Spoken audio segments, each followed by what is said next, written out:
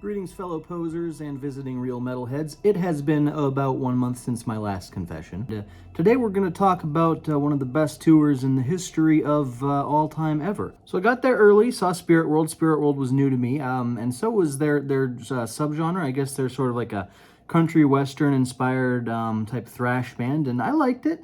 It was good. It was different. I love the aesthetic. Any band that brings a WWE aesthetic into their genre, that's always going to be a win for me.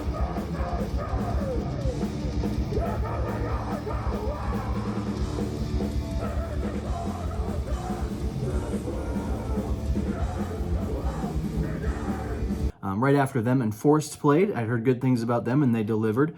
Pretty standard adrenaline rush for a thrash band there.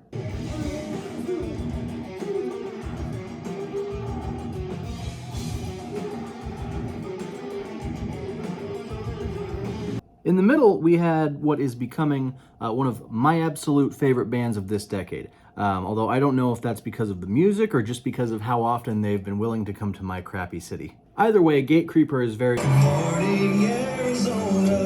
They put on a great show. There was a great mosh pit. I loved the, what was the last song? Flamethrower. Good stuff.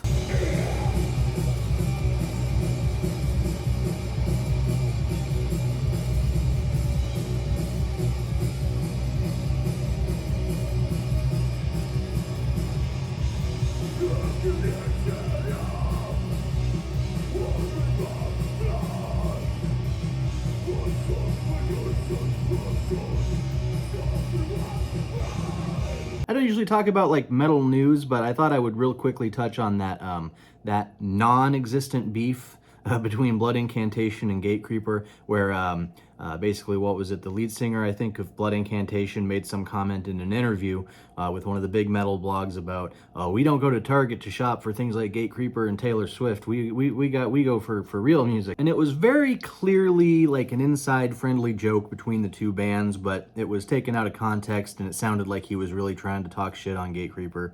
But he of course said he was sorry. And, sorry to Gatecreeper because it wasn't supposed to come off that way, and he apologized to Metal Injection Sucks or whatever, but I don't think he needed to apologize to whatever blog he was talking to. These, quasi-journalists, they know what they're doing when they post this kind of thing out of context. It's whatever.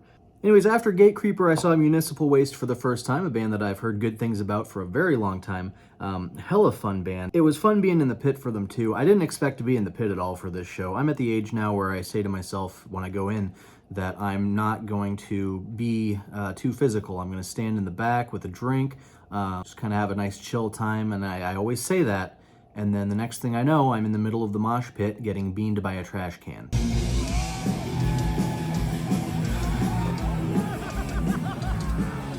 And here, after all this time, I thought that they needed to install lunk alarms at harm's way shows.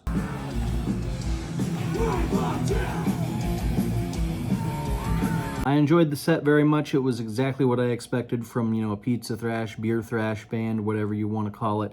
One of the highlights, too, was when they had everybody stage dive backwards, because everybody was already stage diving forward, so they had him go to the bar. And it was really super nice of Vinnie Paul to go ahead and clone himself, not once but twice before he passed on. It's truly a great legacy for him to leave in this world.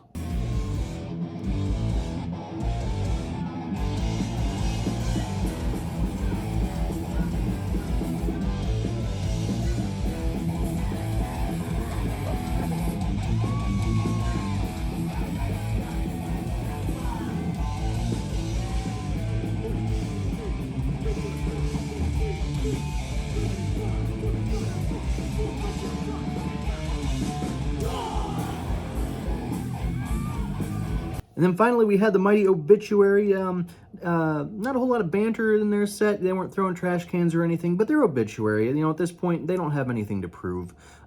Perfectly well-played set. There was an awkward moment in the middle where, they stopped and it was dark, and the drummer turned around and they were taping an Obituary logo behind the drummer. I don't know if this was some statement to whoever forgot to bring the backdrop flags, but I was just like, why? Oh man, I had no idea the name of this band. Oh, thank goodness, finally. But no, it was an absolute treasure. I will say Obituary wasn't super high on my bucket list, but they were on it, and they've been on it for a while, so it was great to you know, finally see them on what is probably one of the most kick-ass tour packages that I've seen.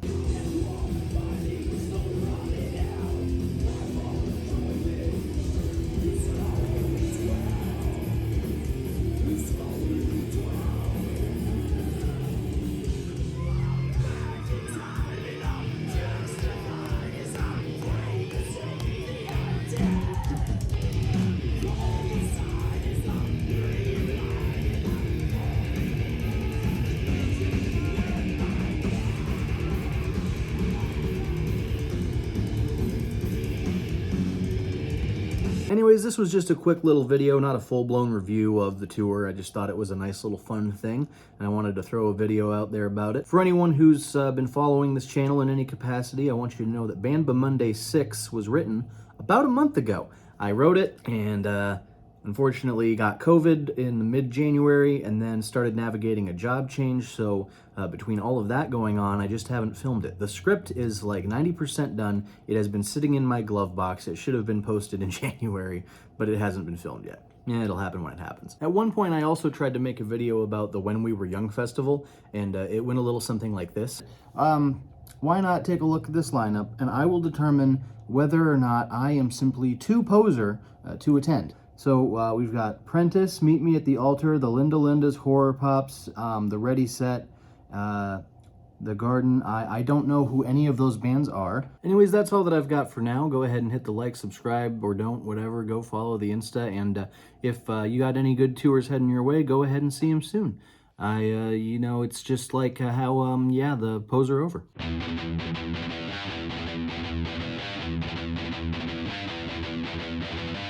Chris Barnes really talking smack on death metal vocalists when he's out here sounding.